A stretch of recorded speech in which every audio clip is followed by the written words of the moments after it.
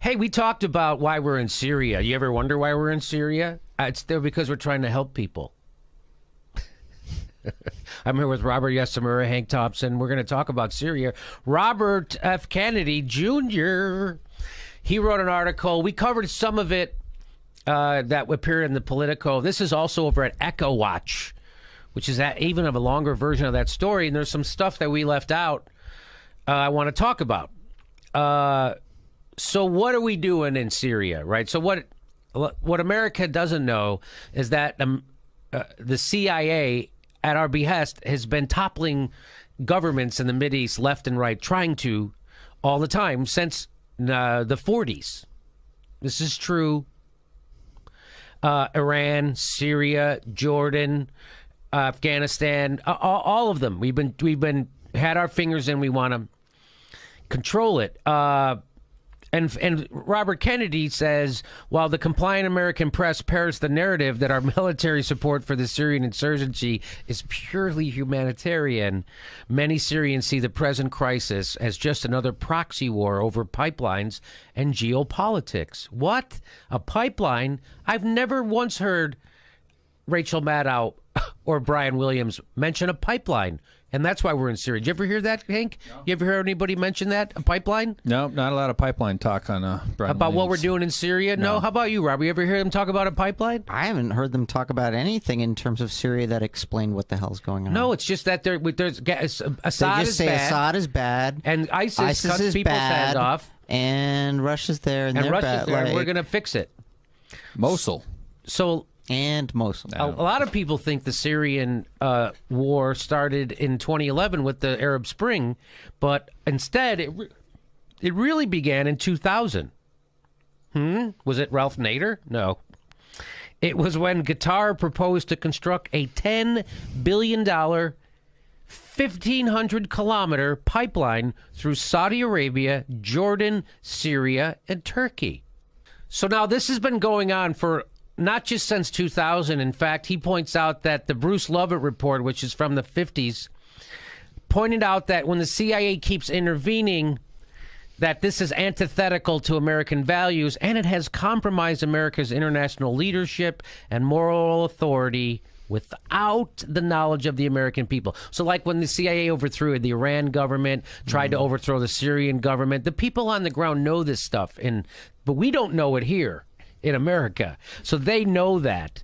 And the report, this is a report from our own government, the report blamed the CIA for the rampant anti-Americanism that was mysteriously taking root in the many countries in the world today. So it wasn't that they hate our freedom or our liberty. This is even back in the 50s. It was rampant anti-American was because of the CIA effing with other people's governments in the Middle East, all for war, and because they were afraid of Arab nationalism. Right? They saw that as fighting. We're going to fight Marxism, so we're going to fight Arab nationalism. And whenever an Arab country wanted to keep their own oil reserves for their own people, that meant we had to go stop that. Right? So here's the pipeline that he's talking about, by the way. So look at this. So here's the pipeline starting at Qatar. So this is by the way, this is natural gas. Right. So Saudi Arabia and Iran, they have the largest natural gas deposit in the world, and so Qatar wants to take it through Jordan. See, we go Saudi Arabia, Jordan, through Syria, through Turkey. So they're on board. Jordan's on board. Turkey's on board. Guess who's not on board? Syria. And there's the problem. So now here's the other pipeline. Comes from Iran. These are the competing pipelines. Shia, Sunni. Okay? Just so you know. And Russia is against this one. They don't want this one. Russia is against it because Russia gives a lot. They're in bed with actually, Iran. Russia doesn't want either. Right. But if they were going to have one, the Russians would lead. Well, let's get into it. Because Robert Kennedy says, of course, the Russians who sell 70% of their gas exports to Europe viewed the Qatar-Turkey pipeline as an existential threat. This is to your point, Robert. In Putin's view, the Qatar pipeline is a NATO plot to change the status quo, deprive Russia of its only foothold in the Middle East, strangle the Russian economy, and end Russian leverage in the European energy market. Mm-hmm. Well, they never tell you this stuff. Like, I mean, you have to seek this information out. It's out there, but you have to. They never say it like so it gets into the consciousness of the American people. They don't ever do that. In 2009, Assad announced that he would refuse to sign the agreement to allow the pipeline to run through Syria to protect the interests of our Russian ally. What happened then when he tells the United States and Saudi Arabia that I'm not going to let you have your pipeline? What do you think happened? Well, at that very moment that Assad rejected the pipeline, military and intelligence planners quickly arrived at a consensus that fomenting a Sunni uprising in Syria would be a good thing. At that very moment, they decided to, hey, let's overthrow this guy. According to Sy Hirsch, before the war started, Assad was moving to liberalize the country. Yeah, so they weren't going towards theocracy or fundamentalism. Syria was actually, again, the way Iran was before we messed it up, a secular democracy, right? So he was moving that way. According to him, he said they had internet and newspapers and ATM machines, and Assad wanted to move toward the West. After 9/11, get this, Robert, Assad gave thousands of invaluable files to the CIA on jihadist radicals, who he considered a mutual enemy.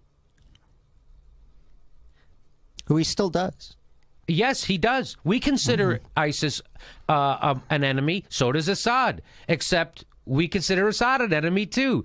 I say bomb them both, which is what we're doing. All right, ready? On September 4th, get this. Get this, Robert. On September 4th, 2013, Secretary of State John Kerry told a congressional hearing that the Sunni kingdoms, meaning like Saudi Arabia, Qatar, had offered to foot the bill for a U.S. invasion of Syria to oust Assad. This is in 2013. Kerry told a congressional hearing. I never heard this reported. Did you hear this reported? He said, in fact, some of them, this is according to Kerry, in fact, some of them had said that if some of them, meaning the Arab states, the Sunni Arab states, meaning Qatar, Saudi Arabia, some of them had said that if the United States is prepared to go do the whole thing, the way we've done it previously in other places, Iraq, they'll carry the cost. Color me not shocked. So that's what this is all about. Oil, a pipeline. This isn't about John Kerry pretending to be upset that they're bombing hospitals or using chemical weapons, and that's why we got to go in there. It's all about oil. And Saudi Arabia using the American dollar as their oil-based price, right? And we don't have the dollar's no longer backed by gold. It's backed by Saudi Arabian oil. Yes. So Kerry reiterated to that offer that the Saudis and the Qatar, the Sunni Arab states had made to Representative Ileana Ros-Lehtinen, that's how you say her name, quote, with respect to the Arab countries offering to bear the cost of an American invasion to topple Assad, the answer is profoundly yes, they have. The offer is on the table. That's what Kerry told somebody. John Kerry, Secretary of State. So in 2011, the U.S. joined France, Qatar, Saudi Arabia, Turkey, and England to form the Friends of Syria coalition. Boy, is that Orwellian. That's a really creepy sounding thing, man. That sounds like the worst sewing circle ever. In 2011, we founded the Friends of Syria coalition, which formally demanded the removal of Assad. The CIA then provided $6 million to Barata, a British TV channel, to produce pieces and treating Assad, so for propaganda. Saudi intelligence documents published by WikiLeaks show that by 2012, Turkey, Qatar, and Saudi Arabia were arming, training, and funding radical jihadist Sunni fighters from Syria, Iraq, and elsewhere to overthrow Assad. So that means all of our allies in the Mideast were funding the people we claim to be fighting. ISIS, cutting people's heads off, radical Islamic jihadists. Those people, the guy who's up, those people, our friends in the Mideast are funding. So they're funding our enemies. Our friends are friends with our enemies. The idea of fomenting a Sunni-Shia civil war to weaken the Syrian and Iranian regimes so as to maintain control of the region's petrochemical supplies was not a novel notion in the Pentagon lexicon. Really? This wasn't the first time they'd thought of it? No, in fact, a damning 2008 Pentagon funded RAND report proposed a precise blueprint for what was about to happen. The report observes that control of the Persian Gulf oil and gas deposits will remain, for the U.S., a strategic priority that will interact strongly with that of prosecuting the long war. Ugh. In 2008, they said this. The long war. The long war to overthrow the uncooperative Bashar Assad was a feasible path to achieving the shared objective of completing the Qatar-Turkey gas link. So there's more to this. We'll cover it tomorrow. There's a lot more to this. We've covered some yesterday, covering this today. And by the way, let me just say, so I'm more moderate than you are. I'm not conspiracy-minded. None of this I don't believe. I believe every single thing about this, and I'll tell you why. Because it's been American foreign policy since 1940. Yeah, since the World War to do this. Like to do things like this. Nothing about this surprise. Matter of fact, this actually makes more sense as an explanation for most of what's been going on in the Middle East over the last 10 years than anything I've ever heard. I don't doubt any of this for a second.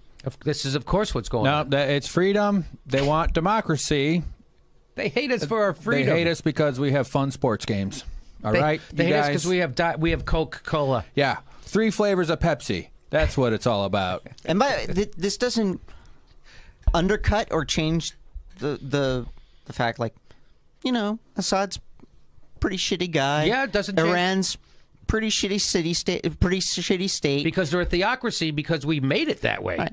Like, it doesn't change those things, but it shows, like, yeah, because we're contributing to it. We are making things worse. Yes. We have made, you know, and there have been many turning points in the modern Middle East in which they could have just started developing on their own. And they were. We have fucked it up. Well, Iran was a they had an elected democracy. First democracy, and Mossadegh is how you say it. He wanted to export American style democracy across the Middle East, and they were like, no. America was like, no. We have to control it, and that's Arab nationalism, and that's Marxism, and that's not good. And so that's why they stopped all that, because those guys, like Mossadegh, wanted to keep the oil for his people instead of giving it to BP. And that's why they overthrew him. And then that's when they installed the Shah of Iran as the American puppet, who then used horrible right-wing strongman tactics against his own people for 20 years. And that led us to get the Ayatollah Khomeini, which we have now, which has been a blight on America for the last since 35 years or 40 years. So that's what happened. Every time we do something, it blows up in our face. Hey, we're going to go fix Iraq. Look what happened. The exact opposite of what we wanted to have happen happened. We empowered Iran in the Middle East. And so what are we doing in Syria right now? It's all about oil, and it's all about control of this, not oil, gas pipeline. It's all about control of that. So this is great. We're going to do more of it. Don't ever believe anything your government tells you about this. John Kerry is lying about this. Every time he goes on TV, he's lying about it. Barack Obama is lying about it. Hillary Clinton is lying about it. And no matter who talks about this in the government, they're lying. So whenever John Kerry comes out and says something, just don't believe it on its face.